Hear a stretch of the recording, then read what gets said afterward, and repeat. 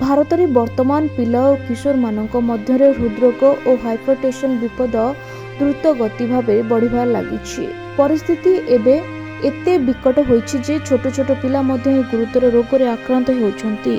भारतीय आयुर्विज्ञान अनुसंधान परिषद निकटरे रहितबा एक अध्ययन रे देशर प्रति 3 पिलारे जनकठारे हृदरोगर विपद रहुतबा कहिसन्ति।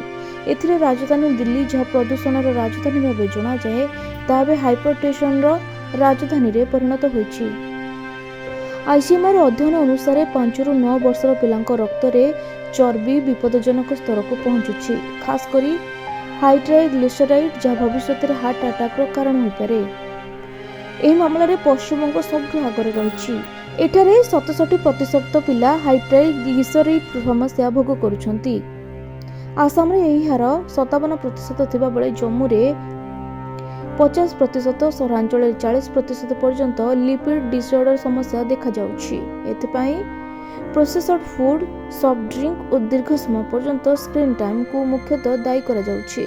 दिल्लीर 10% पिला उक्त रक्तचाप व बीपी समस्या रे ग्रसित थिबा बेले उत्तर प्रदेश और मणिपुर एही मामला रे पछकु नाहंती। विश्व स्वास्थ्य संगठन एहाकू साइलेंट एपिडेमिक बोली कहिछि। अध्ययन रे एही चेतावनी दिया जायछि जे जदि बाल्यावस्था रे ट्राइग्लिसराइड और एलडीएल स्तर बढ़ी रहे तेबे 20 ରୁ 25 वर्ष बयस बेलकू हार्ट अटैक रो विपद अनेक गुणा बढ़ी जाए।